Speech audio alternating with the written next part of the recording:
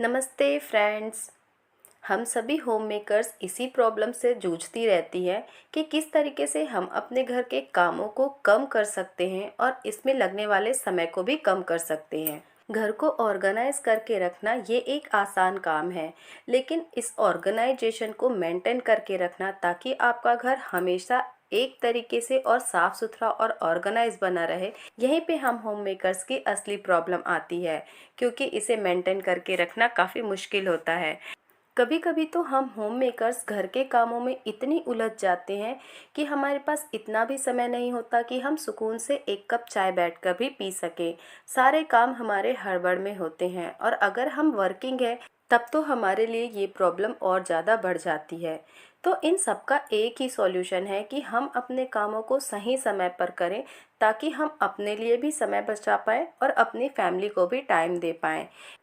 तो इसका सॉल्यूशन एक ही है कि हम अपने कामों को सही समय पर करें, यानी कि हम एक परफेक्ट टाइम टेबल या कोई रूटीन बना लें जो हमारे सारे कामों को समय में करने में हमारी मदद भी करेगा और हमें हेल्प भी करेगा कि हम अपने लिए भी थोड़ा सा समय ज़रूर बचा पाएँ। तो हमारी सुबह की शुरुआत अच्छी हो, इसके लिए हमें रात से ही कुछ तैयारियां कर लेनी चाहिए। जैसे कि हमें अपने जो किचन है उसके काउंटर टॉप को रात में ही क्लीन कर लेना चाहिए और रात में ही सारे बर्तन भी धुल लेने चाहिए। इससे हमें काफ़ी फ़ायदा होगा, क्योंकि जब हम सुबह उठेंगे तो हमें हमारा किचन पूरी तरीके से क्लीन मिलेगा और हम सुबह थोड़ा समय अपने लिए निकाल पाएंगे। जैसे कि मैं सुबह सबसे पहले अपने जो लिविंग एरिया है उसको ऑर्गेनाइज करती हूँ और फिर खुद के लिए चाय बनाती हूँ और थोड़ी देर अपने पौधों के साथ समय बिताती हूँ।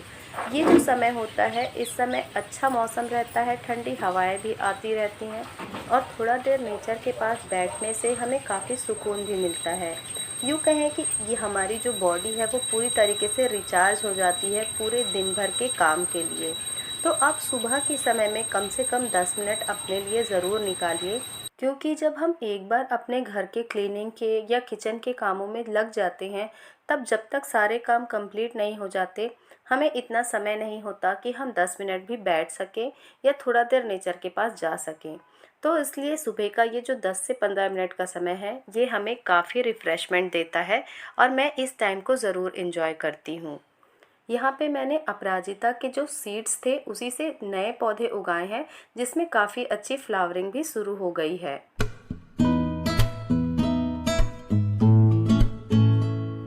आपके घर का जो एंट्रेंस का एरिया है या जहाँ पे आप एंटर करते हैं और सामने में जो एरिया पड़ता है, वहाँ पे हमेशा आप फ्रेशनेस बना कर रखिए।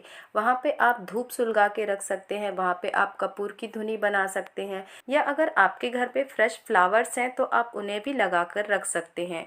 ऐसा करने से आपके घर में पॉजिटिविटी बनी रहती है। किचन की क्लीनिंग तो हम डेली रेगुलर बेसिस पे करते ही रहते हैं, पर जब कभी भी हमें समय मिल जाए तो हमें थोड़ी मोड़ी जगह की क्लीनिंग कर लेनी चाहिए। जैसे कि हमने कुछ कंटेनर्स पोंछ लिए या किसी ऑर्गेनाइज़र को क्लीन कर लिया।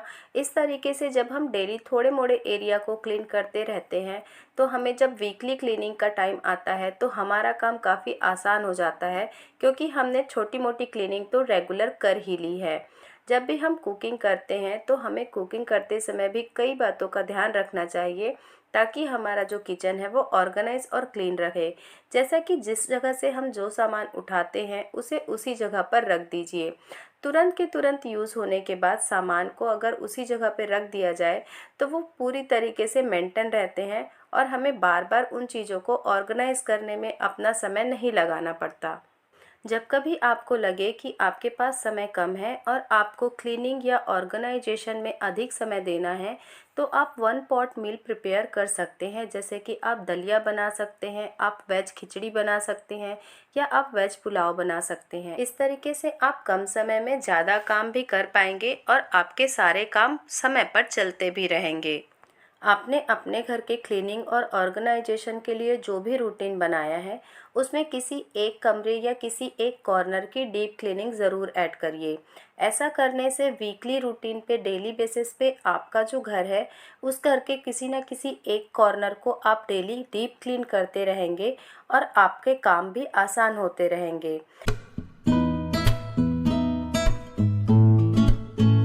भी आप ऑर्गेनाइजेशन का रूटीन फॉलो करते हैं, उसमें आप चीज़ों को उनकी सही जगह पर रखना ज़रूर शामिल करिए, क्योंकि अगर चीज़ें अपनी सही जगह पर रहती हैं तो हमें उन्हें खोजना नहीं पड़ता और खोजने के चक्कर में चीज़ें भी कम फैलती हैं। अगर आप अक्सर अपने घर में रखी हुई चीज़ों की जगह बदलते रहेंगे तो आपको ही उसे खोजने में समय लगेगा और इस चक्कर में आपका काफ़ी सारा समय वेस्ट भी हो जाएगा। चीज़ों को रखने के लिए ऑर्गेनाइज़र का यूज़ करिए, खासकर जो छोटी चीज़ें हैं उन्हें ज़रूर ऑर्गेनाइज़र में रखिए। ये एक तरीके का मसालादानी है, तो इसमें मैं अब ये सारे जितने भी स्टोन वगैरह हैं इन्हें ही रखती हूँ। इस तरह के ऑर्गेनाइज़र यूज़ करने से हमें एक फ़ायदा ये होता है कि हमें जो भी चीज़ें इनमें रखी हैं वो आपस में मिक्स नहीं होगी और जब भी हमें इनकी ज़रूरत होगी हम बड़ी ही आसानी से इन्हें निकाल सकते हैं और हमारा समय भी काफ़ी बचेगा, क्योंकि हमने चीज़ों को सेपरेट करके रखा है।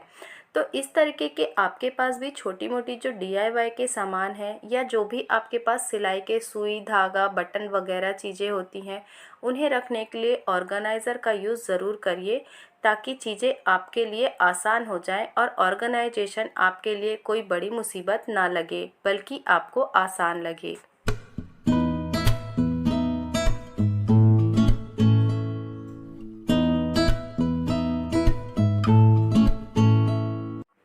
कोई भी नया ऑर्गेनाइज़र परचेस करने से पहले घर में जो भी चीज़ें रखी हुई हैं उन्हें एक बार ज़रूर चेक करिए।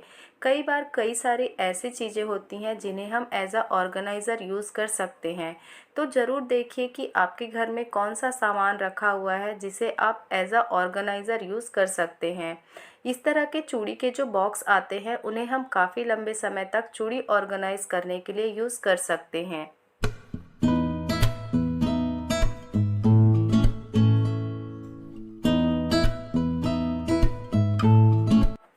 घर को ऑर्गेनाइज रखने के साथ ही साथ हमें खुद के ऊपर भी थोड़ा ध्यान ज़रूर देना चाहिए। कभी हमें अपने हेयर की केयर कर लेनी चाहिए, कभी स्किन केयर कर लेनी चाहिए।